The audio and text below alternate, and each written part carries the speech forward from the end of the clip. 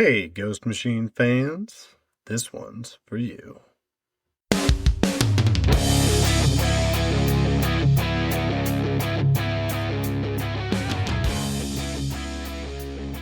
Welcome to the Ghost Machine Fans Podcast, episode 85. It's that time of year again.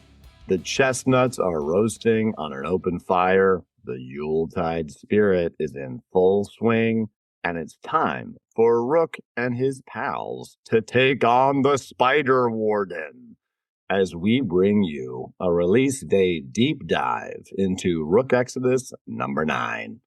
I'm Nick, and as usual, I'm joined by my better half, Snoggle. How fare you tonight, wife? I'm good, husband.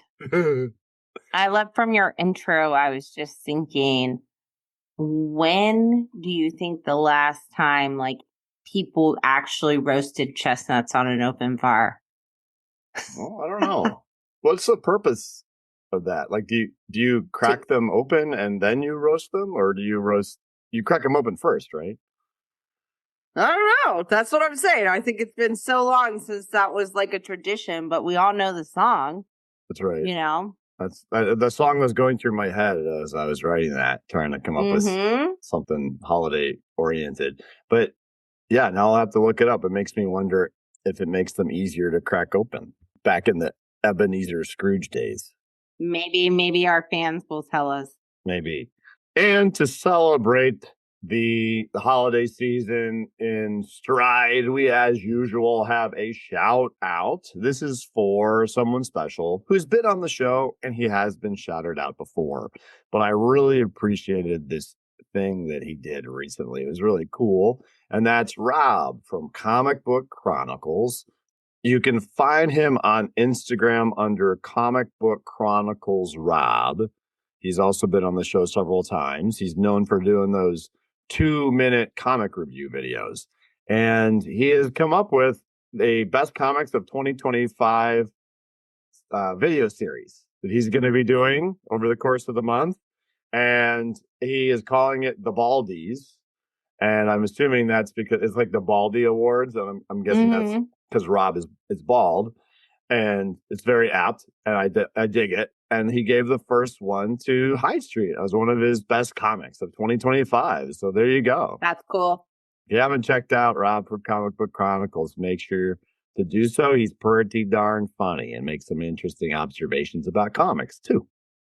But enough about Rob, because Snoggle is in the newsroom.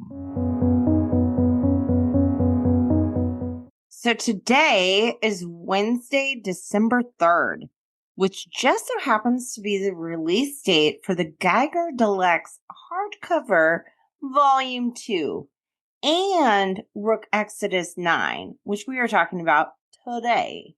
Also, the next final order cutoff date is December 8th when Geiger 20 will be available for pre-order. And I just love the fact that I'm saying Geiger 20. Yeah. I mean, that's really cool. Like 20. It is really cool. We do have some additional news. If I could scoot on in here, I'll be like your meteorologist who does a special report. And that's especially appropriate because my news is weather related. Ooh. It's a winter weather related news. If you recall last year around this time, myself and Nick Churton, maybe a few other people, we put together something called Nuclear Winter because we wanted to have a Ghost Machine themed holiday celebration. We wanted to give some stuff away. We wanted to celebrate folks that were going to do original Ghost Machine art that involved the holidays too. Lots of good stuff like that. And we kicked off our first Nuclear Winter giveaway raffle on the 1st of this month. So today's the 3rd. The first raffle was kicked off on the 1st on Monday. It's going to run till Sunday, the 7th. And we're giving away a copy of Red Coat Volume 1, the trade paperback. It's a perfect way to prepare for the upcoming feature film featuring our favorite immortal vagabonds, Time and Pure. And To enter, just go on our Ghost Machine fans Instagram. This particular giveaway is Instagram only, and there will be some instructions there. You'll see a recent reel that we posted with me in a Christmas hat and some other obnoxious stuff, and you can get your hot little hand on that. We're going to, like I said, keep this going though. So we're going to do 3 weeks of giveaways. We're going to do one every week leading up to Christmas, and the giveaways are just going to keep getting better and better. So make sure you keep your eyes peeled to our Instagram profile. How exciting. Who doesn't love a giveaway? Who doesn't? But we're not going to give away any spoilers, are we? We're not, because the first thing we're going to do is talk about some covers for the book we're reading today, which is Rook Exodus number 9. So Snoggle, give us the rundown on that A cover. Who created this masterpiece, and how's it looking? Not too good for our heroes. It is not. This cover is Jason Fabok and Brad Anderson, and like our heroes, they're just, the spiders are coming from them. I do love that this shows us that there is obviously a spider warden, that it's not just like spiders coming for him. And I like the colors here. You know, we usually get to see that kind of pink magenta color in the background. It just looks really nice. I like this a lot. Yeah, it makes it pop. It creates great contrast as well. And it really makes you wonder about the Spider Warden. We're going to talk about it. Awesome twist in the end. But when you see this cover, you're like, wow, this is a very large mechanical whatever, you know. So to me, I see this and I'm like, well, Better World really went all out on the Spider Warden, you know. But I think there's more we're going to learn about that. But suffice it to say, it looks as though Direwolf and Rook are in the clutches. Yeah, they're in a bad way. That B cover was another one of those super popular masked warden profile deals. I was talking to Jason Hershowitz, aka Millhouses, about this recently because he's been wanting to collect them all. I think we're up to 7 of them because we had 2 issues so far that didn't have them. And this one is of Matterhorn, our new favorite goat warden. I like it. Did you notice how the inking on her mask is the normal, like, dark inking, like black ink, and then the ink of her hair is like more so gray and subdued? I thought that was really cool, and I'm sure for like the educated comic book fan out there, I sound profoundly ignorant, but I'm assuming there's a term for that because it's like a cool way to show that the light's hitting her hair, but not. I don't know, like light and shadow. That's really neat what Brad did there, you know. And I want to ask Jason, like, is this you making the inking lighter, or is this Brad choosing to lighten this section of your inking? That would be an interesting thing for me to learn about. I like how that you can tell that. I think those little white splotches of snow. Oh yeah, I agree. I think it's like that. snow, for sure. You can tell that the sun is hitting from the right, like when you're looking at it, her left side, but we see right. Yep. The sun's like shining down upon her. I think that's just pretty well done. So the third one, if you may recall, has been by artist that's been on the last 2 books too, because Cale New, who's a really popular cover artist in the industry, he put together some connecting covers for 7, 8, 9, and 10, I believe. I think it's 4 covers. And so when you put them all together, they're going to show the tapestry of wardens. And I think this is a great example. Mainly on this one, you see Carapace most profoundly, but the fox warden's in the back there with the bow and arrow. And then that he's not a goat, he's like a ram. And I don't remember his name, but he appeared in a panel in that early issue when they showed a lot of wardens, but like the ram guy is there. But Carapace is definitely a fan favorite. I'll tell you, I could use a Carapace t-shirt. This last one was by Derek Kirk Kim, and it's Rook amidst this like really cool wave of crows. He's like moving with them. I really enjoyed that. He's been on a couple of issues. He did the colors, pencils, and inks. Kale did that as well on the previous cover. And I just think this one's super cool, very action oriented. I would agree. And that cover, that Derek Kirk Kim cover, is a 1:20 ratio variant. So if you want to get your hot little hands on that, you're going to have to find it at the appropriate retailer who still has one in stock, or it's aftermarket city for you, unfortunately. Those are the 4 fantastic covers for Rook Exodus #9. And we're about to deep dive into this bad boy, which makes this our official spoiler pause. All right, we did it. We're here. We're ready to rock. Snoggle, can you give us a creator roll call? I can. It's the usual suspects here.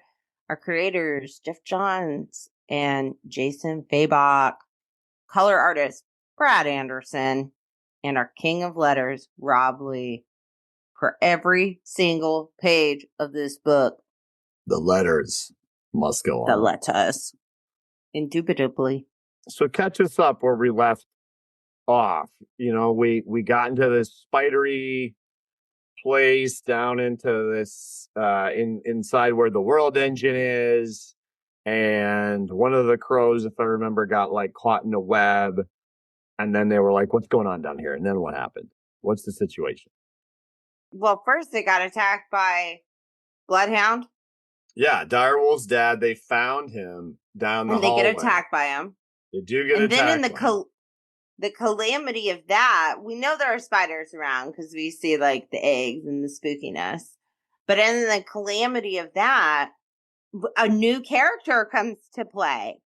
A really cool character that we've only seen here and there, right? Like we've seen him a little bit early in one panel, and then we saw an issue where he was pursuing Bloodhound, and Bloodhound got away.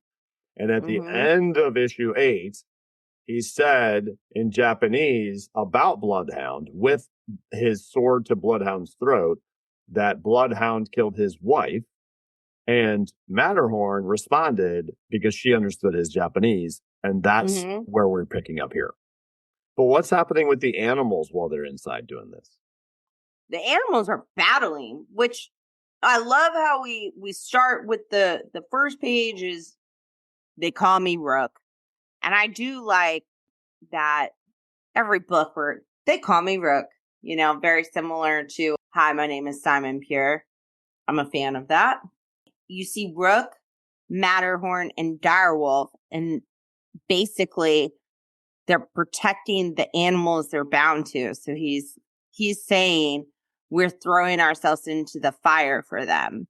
And we turn the page and we get a completely different color story because all these animals, they're outside and it is super cold. So the animals are having a battle on top of the new Appalachian Mountains. And at first, like the direwolf wolves were taking on the bloodhounds like wild dogs. The crows were helping, and so were the goats. I really like this first page. It's very 90s, him holding this aliens-esque assault weapon type of deal, and just super metal. And then we get an amazing splash page of the animals outside, and this really does a great job of highlighting the effort and detail that Jason puts in. It does look to me like everybody is kind of going crazy, but that they're all fighting the dogs.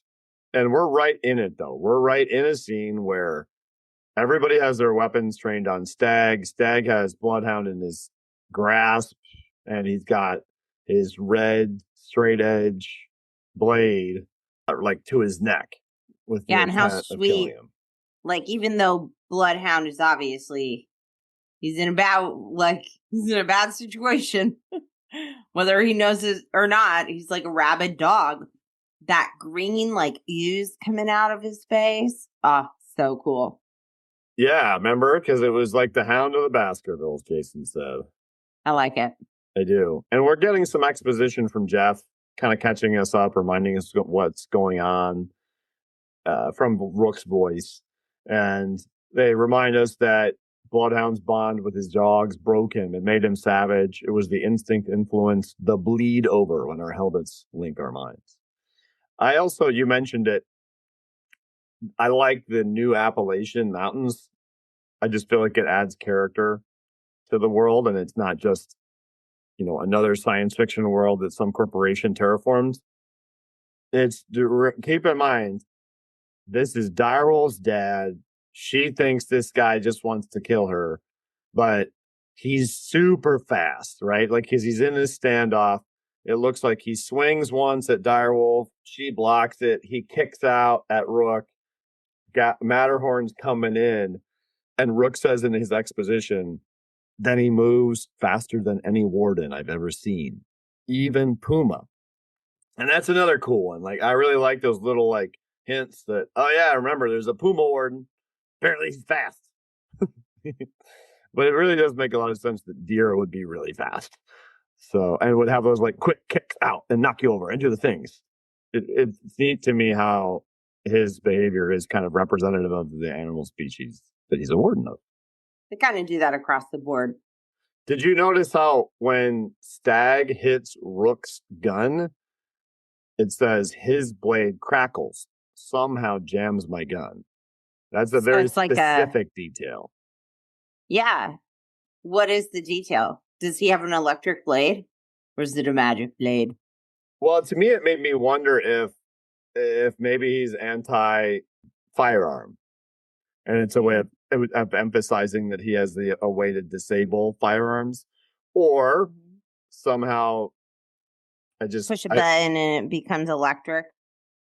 Something. I just feel like it's a red blade and it has that feature, so there's got to be a reason, and if the primary reason is because that's really cool, I'm cool with that.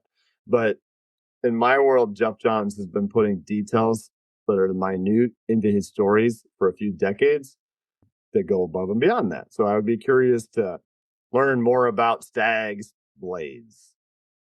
Then they do address something that was kind of like the writing on the wall at the end one and at the end of the last one, because when Stag spoke in another language, and so we found out that she spoke Japanese, and she says among others. And it's like, that's interesting. I wonder why Matterhorn is multilingual.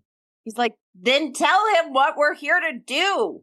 And like, how infuriating that then he says, what are you trying to do? And if I'm Rook, I read this as like, you speak English? Right, because Matterhorn says she speaks that language. Rook says, tell him what to do. And Stag responds, what are you trying to do? Making it abundantly clear. This is where he starts to, he's used this tactic with others. He uses it with even the spider guy of like, hey, we're trying to save the planet. We're all here on the same team, and that includes you. He calls them antlers, which was funny. Which I love. Probably better than reindeer games. But he clearly does, like, we don't know why, but Bloodhound did kill dude's wife, because he says it again. He's like, this beast deserves the same mercy he gave my wife, which was no mercy. So to me, that none. Well, what's interesting is that Stag pauses to ask what they're doing, as if there is a possibility, like as if his intrigue for a moment overcomes his need for revenge. But it's not enough. What they say is not enough to quell what he wants to do. Otherwise, he would stop and say, like, okay, hold on.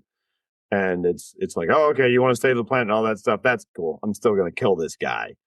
I think his face looks super cool in the panel as well, where it says the beast deserves the same mercy he gave my wife. That glint they got going on, like his eyes are lit up. Like he's so mad, he's really actually seeing red. Yeah, and that's all Brad. Yeah, that's dope. But excellent job, Mr. Anderson. And Bloodhound gets saved by the arachnids. Well, kind of. I don't know if he's, I guess maybe not saved. It's not looking good. It's not looking good. But the spiders come. They don't choose sides. They don't care who we are or what we want. They swallow us all.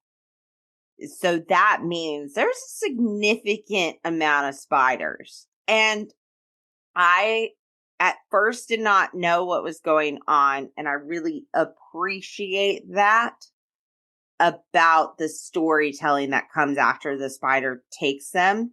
Because he says, when the web hits my helmet, the spider web, the connection jumps, static, errors. And then he goes into this dream world. Now, as a viewer, it seems like you could think that they were dead, which we both can agree is pretty unlikely. But I like how it shows him going into a dream state. And you're talking about it. So after there's a panel of each of them getting overwhelmed by this mass of spiders, which Rob Lee does a very cool job of creating the lettering here. And I think it's especially cool that some of them are SKITCH, others are SKTCHH. I know that sounds like it's really a minute detail, but there's a reason, because every one of their little chitters or walking movements should be a little like different, you know? Otherwise, it's just sounds on a page as opposed to sounds I can hear coming from a page. And that's what I experience when I deal with Rob's lettering here. And I think that's great. I think it's very interesting. So after they've all been taken, and we know that Rook is seeing like a dream of his dad and things burning. And then he says, I see spiders. And we get this panel where it's the first time we see the spider warden. And I must say, so scary. And especially the first thing he says is welcome, ... friends. And like the font that's there, that's just very, very well done. And you can see all of them are in this spider web. And a bit of like they're all in this dream like state. We can tell because we go to the next page, and the first panel is all of their connections, including, by the way, bloodhounds. All of their connections were terminated with their animals. So they immediately stopped fighting one another. Do you notice that? It was very ominous because you see those 5 bubbles, the electronic, canis lupus, connection terminated, etc. We've seen those so many times before. So that's a little ominous. We have 6 animals on that field of battle, though. We only see 5 get their connections severed because one of them isn't really connected to anything. Yeah. And so this is really interesting, right? The first panel, all the connections are being severed. Second panel, we see Pumbaa making a noise, and we see the crows starting to just fall from the sky. Third panel, we see Pumbaa making a noise with a question mark that's like, Snurf? Like what? What happened? Because everybody's now on the ground. And it's really neat to me. I love wordless storytelling that works. And this is really good wordless storytelling works. Because I'm like, wait a minute, did they all just die? Like, wait, what the heck? Because Pumbaa's not connected, but his warden is dead. So it must have something to do with the way that the connection was severed. If they're in a dreamlike state, it seems to make sense to me that even though the connection was severed, it like when they went into a dreamlike state, the wardens, it sent it through to a dreamlike state to their animals as well. Oh. And the spiders might do that to subdue. They might have a way of like poisoning the mind to subdue their prey so they can eat them. That is totally why. That's awesome. It must be because they were put to sleep too. And I think I like you said the wordless storytelling. I feel that this is Pumbaa when he's looking into the distance. He's kind of looking in the direction of where, Rook and all of them went. and he's about to like charge. He's going to go save the day. And then we see a character we've never seen before that goes, whoa, like, slow down, buddy, and turns aside.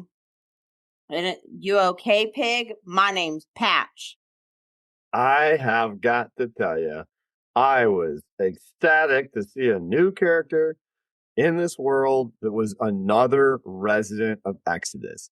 This whole time, I have wanted to, I know this probably sounds lame, but I have wanted to know about the non-warden people who are still there, who are stuck there, like essential staff or whatever that weren't allowed to go back. It's and I because there's other people that live in that super cool place at Carapace, the Oasis. They're not all wardens. There's like tons of people there. So I was really happy when I saw that.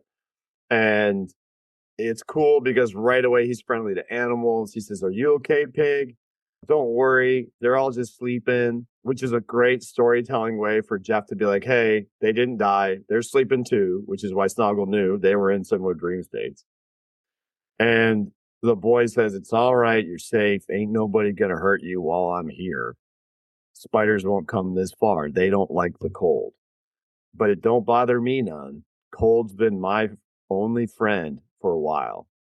So I got 2 panels and a handful of chat bubbles that tell me kind young person knows about the spiders, but has survived them and knows about the cold, has been in the cold for a while, so he's been stuck out here for a while.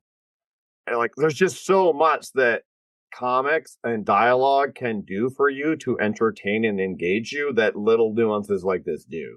And not all comics do that. Jeff Johns comics do that. There's a lot of other good ones, but I just really dug that how simple that was. And it made me be like, well, tell me all about this kid. Like, I want to know all about this kid. He's super cool. But usually someone with the name Patch has an eye patch or like patchy clothing, and he doesn't appear to have either of those. So I'm curious to find out why that's his name. And then we go to where Donica's dreamlike state is. And it's before she came to Better World. And she knows it's not right because it's, what is this? Where am I? This isn't right. While she's sitting there and talking to, whoever from Better World recruited her to go to the island. And it's like a memory, but it's not right, because we do find out that she's wearing clothing that makes her look like some sort of conservationist employee or like a ranger type employee. And the whole thing starts out with the person that's speaking to her saying, "You kept Yellowstone's gray wolves from going extinct. That's why I'm here."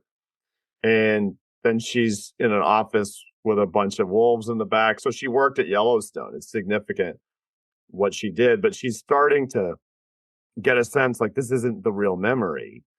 And it's odd because he also, the person like kind of interviewing her / recruiting her or whatever, he says, "We can offer your father a place too. There'd be conditions given his record since your mother passed. While the drinking, the fights, the accidents, not an easy sell." So he lost his wife. It is interesting. He killed Stag's wife. I would wager that at some point that they're going to have a conversation about losing their spouses and something of that nature. But who knows? Who knows? I love where she screams, "Where's my dad?" Like, what's going on, basically? This isn't right. And then whoever was talking to her all of a sudden has this crazy looking spider head. And I just have to imagine in this nightmare that she is having that it's like, your father's not right in the head and he never will be. Like some creepy voice. Oh, I think you got that right for sure. Creepy spider voice. Mm-hmm. And then the next page is mostly Matterhorn's memory, but we get this brief flash of wild dog in a cage. So I read that as the spiders had to trap him because they couldn't subdue him because of his condition. Like maybe he wouldn't go to sleep. Because I was like, man, I want to see that dude's vision. Yeah. You know what I mean? I wanted to see that, but I get it. But maybe his vision is just that black panel where it's like, because of his condition. He's so crazy. That's very possible. Because it makes sense because the sound he's making, the is another. That's all that's on that panel. His animals were passed out as well. That's true.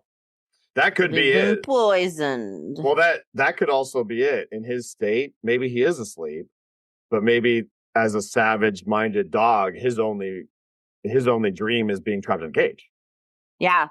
And we do get most of a page about Matterhorn. This is where we first see somebody talking to her about climbing, which is later mentioned in detail in her bio at the end. We also learn her name is Elizabeth, but we don't know who this person is that she's talking to, because he says that basically Better World picked her over him because she doesn't know how to fall. Like, she's a better climber, but soon he'll be first in line. Like, it looks like he's somebody that tried to sabotage her so that he could go to Better World instead of her getting to go or something. We'll find out later. Yeah. Because all of a sudden we get this whoosh. Yeah. The sound of fast spreading fire in a cornfield or a wheat field, one or the other. And it's the vision of Rook and his dad dying in the fire, and how he's going to get him out of the fire this time when his dad's trying to save the animals and all that good stuff. But the vision wakes him. And he stirs. And this splash page with the 5 profile small panels on the bottom, where it's mostly webbing, but we can see all the people in the web and all the things that are caught and all that stuff. We see Rook wake up. He says, Direwolf, ? Donica, ?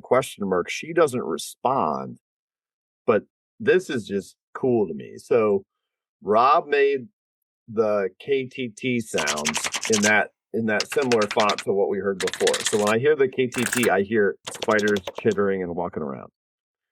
Then one of the 5 panels is a mechanical leg of some sort stepping down with little spiders on it, and the sound is a different color, and it's KATT. So it's something metal and inorganic hitting something metal and inorganic, because that is the sound of one of the spider warden's mechanical legs taking a step, as opposed to the natural sound of the spiders and all the sounds they're making. And he is very surprised. Even asks Rook how he is awake. Yes, and in creepy voice too. You're awake? How?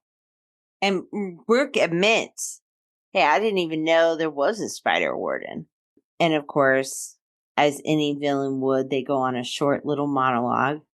There are more wardens than anyone imagines. More humans. Too many humans. Too much meat. Like you, Rook. And then he does his spiel again, like, hey, like, if we don't do what we came here to do, this whole planet dies, including you. Like, we need your help. And again, you're starting to pick up Spider Warden's also not right in the head.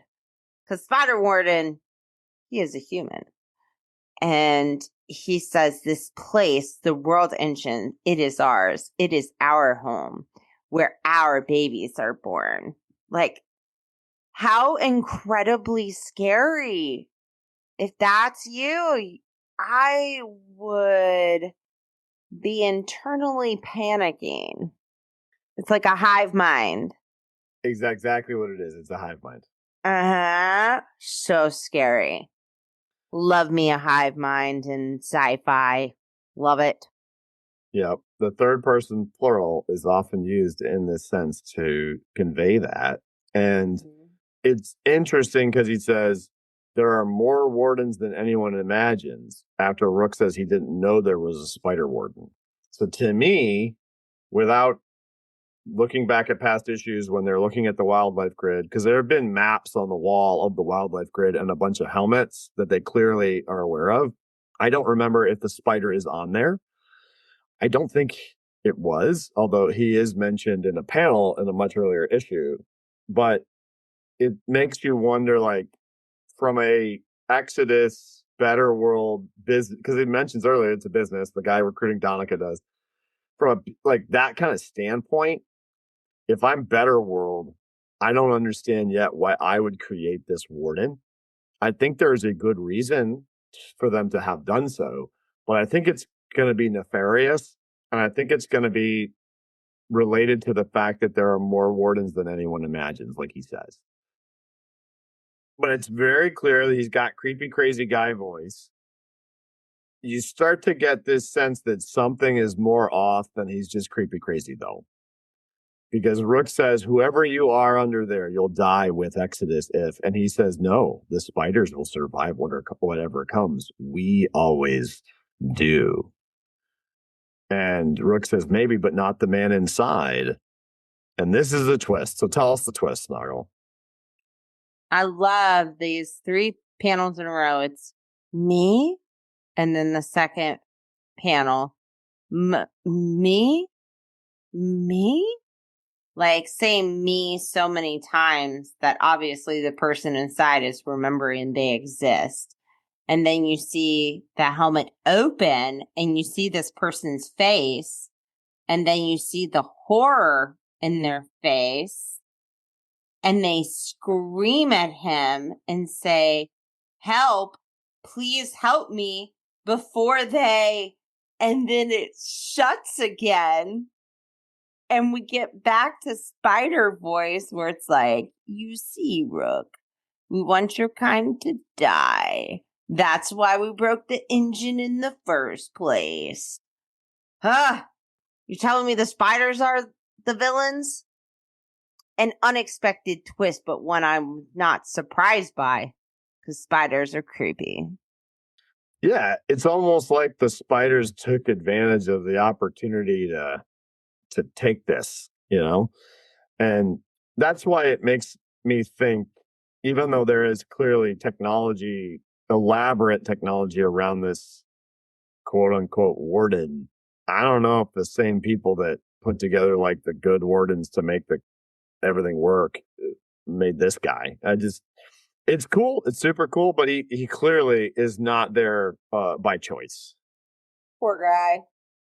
And that even the spiders say, we'll keep our human alive just enough, our puppet of flesh. And now it's time to feed him as they drop Rook down to, the bottom of this whole thing. And I will say the next issue is Strings of the Spider. I do like the preview for the number 10 cover, Stag, and the tragic tale of Stag with somebody's hand at the bottom with a wedding ring on and petals. Very clearly the story of how he lost his wife. Mm-hmm. Looking forward to that. I really like that character. Really, really cool character. What'd you think of Matterhorn's bio? It's very interesting because it shows the background of what we saw in her dreamlike state. But one of the things I like is like every single person has a connection to the animal that they have to warden over prior to getting to Better World. So she is a climber, and like that is her thing. But her story is so cool. We find out why we had the vision of the douchey guy who was somebody who trained her, but she was better. She set a bunch of records, but he wanted to steal all the credit. And then by the time she got to Exodus, though, it's really cool, like how she used her animals to save settlements and open roads up and stuff like that. It says even her goats opened roads through mountains no shuttle could cross, which is a very nature versus technology statement. Mm-hmm. And I just love the way her abilities are described. Unmatched in her climbing skills, Matterhorn can traverse sheer surfaces without gear. She can read a storm by the taste of iron in the wind and knows when snow will avalanche by the way silence changes. Whoever wrote that, I'm assuming Jeff, but whoever wrote that, gold star. Really amazing. Amazing. I love that. Mm-hmm. Agreed. So awesome stuff. As usual, from the world of Rook Exodus. Can't wait for issue 10. Yeah, very excited. Very excited. That being said, we're not done with this episode of the Ghost Machine Fans podcast because we do have a listener mail, which is a fun one about. I'm sorry, the what kind of holiday. mail? Oh, I'm sorry. It's a fantastic mail. I didn't do that Excellent. on purpose that time. This one's from Miles, friend of the show. Would you like to read it? Yes, and then you will answer first. Our listener mail, as we both know, is from Miles. Says, "Hey, Ghost Machine fans, Merry Christmas and Happy Holidays. If you were to spend Christmas Day with one Ghost Machine character, who would it be?" So I had to think about this one for a minute because I think that the questions of like, what character would you? We've had a few, and it's hard not to always say Simon. I know, that's why I wanted you to go first. Well, I'm not. Give myself time to think. I have another answer, and it's a joke, but it's a good answer, and I'm going to give it. But it's hard not to choose the person who is charismatic, funny, a failure, and immortal, because we all identify so much with that, and you just want to meet that person. But I was actually going to say Roland Rockefeller. Oh, I was going to say Rodney. I was going to say Roland because you'll have the best Christmas tree in town. Oh, and I was going to say Rodney just because he seems like a pretty nice-natured old man. He's been through a lot. He probably has a good sense of humor. He likes to speed walk with the ladies. You know? Like innocent grandpa from the future. I jest about Roland because of the Christmas tree in the Rockefellers, but I will say that it would be great to take Simon Pure and sit him down on Christmas Day and be like, "Hey man, tell me your top 10 Christmas stories. That's what we're going to do today. I'll give you all the alcohol you want." And just tell me your top 10 Christmas stories. Because you got to think he's had over, he's had hundreds of Christmases. So I think it would be that. I was thinking about maybe something related to Hyde Street because I was thinking Mr. X-Ray's catalog of goofy stuff maybe would have something funny to do with Christmas, but I can't. Yeah, really then you get your son a wolf mask and it sticks to his face. Well, I would read the fine print on the wolf mask, unlike the Boy Scout that didn't. Pranky. We're in trouble. Funny. Yeah. I'd hang out with Zach Halo just to give him a better experience on Christmas than he's used to, probably. I'd hang out with Barney. Oh, who wouldn't hang out with Barney? Just sit there, read books, cuddle a dog. I bet Barney's so big, he's big as me. Barney is probably bigger than either of us. He's a super two-headed radioactive animal. Yeah. I'm in. But I feel like he would be well behaved in a holiday setting. Yeah. He's a good boy. Yeah. All right. We'll take it. Good answers. Yep. Well, thanks, Miles, for writing in. And if you all would like to join Miles and send us a fantastic mail, you can do so by emailing ghostmachinefans@gmail.com. We would love to hear from you with a question, a comment, a heckle, anything will do. And if you would like to check out all of our other content, you can do so by going to www.ghostmachinefans.com, where you'll find all of our social media platforms and our wiki, which we would love some more contributors for. You can also join us on Discord, which is thriving. To find the invite, you can go to Ghost Machine Fans on Instagram. You'll find the link to the invite in our profile. Or if you go to the Ghost Machine Comics Reddit, led by a friend of the show, Flashy Transition 737 and Cameron Gill out in the UK, you'll find the announcement section there has that same Discord invite. We would love for you to come chat and hang out. And thanks for joining us tonight on the Ghost Machine Fans Podcast. It's an 8-legged podcast.